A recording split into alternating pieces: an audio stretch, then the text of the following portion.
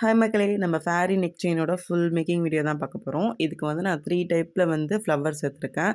Layer by layer. Green colour beads, அது கூட சேர்த்து ஐ பின், அப்புறம் வந்து white colour pearl chain, gold colour fuse pin. So இது எல்லாத்தையும் தான் எடுத்திருக்கேன். ரொம்ப சிம்பிள் இந்த நெக் பீஸ் பண்ணுறது.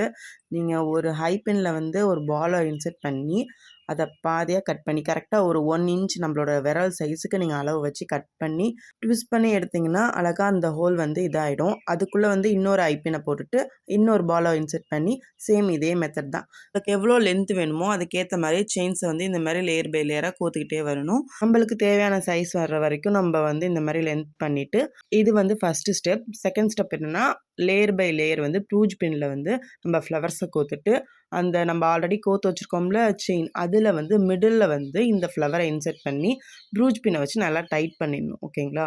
உங்களுக்கு எத்தனை ஃப்ளவர்ஸ் வேணுமோ அதுக்கு ஏற்ற மாதிரி நீங்கள் நல்லா வந்து ட்விஸ்ட் பண்ணி அதை டைட் பண்ணாலே நீங்கள் போதும். நீங்கள் அதுக்கு வந்து வேறு எதுவுமே இது பண்ண வேணாம். கம்மோ க்ளூவோ எதுவும் தேவை கிடையாது. ப்யூஜ் பின்னை வச்சு நான் டைட் பண்ணாலே அது ரொம்ப டைட்டாக இருக்கும். எனக்கு 3 ஃப்ளவர் போதுங்கிறதுனால நான் 3 ஃப்ளவரோடு எடுத்துட்டேன். உங்களுக்கு எத்தனை ஃப்ளவர் வேணுமோ அதுக்கேற்ற மாதிரி இது பண்ணிக்கோங்க. இது வந்து தேர்ட் ஸ்டெப். இதில் வந்து பேர்ல் செயினை வந்து அட்டாச் பண்ணணும். இதுக்கு சைஸ் வந்து நம்ம 4 இல்லை 5 சைஸ் வந்து வச்சுக்கலாம். ஓகேங்களா? நம்ம ஆல்ரெடி வந்து ஃப்ளவர்ஸை வந்து மேக் பண்ணி வச்சுருப்போம். ஓகேங்களா? டைட் பண்ணி.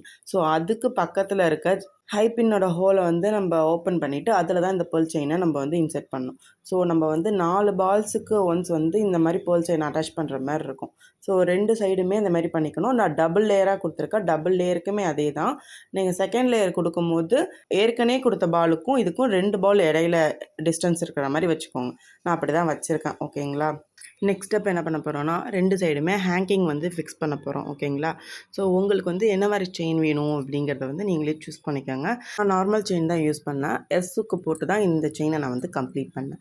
இப்படி தான் வந்து ஃபேரி நெக் செயின் வந்து மேக் பண்ணணும். ஸோ உங்களுக்கு இந்த வீடியோ யூஸ்ஃபுல்லாக இருக்கா, உங்களுக்கு இந்த டிசைன் பிடிச்சிருக்கா அப்படின்னு சொல்லிட்டு எனக்கு கமெண்ட் பண்ணிவிட்டு போங்க.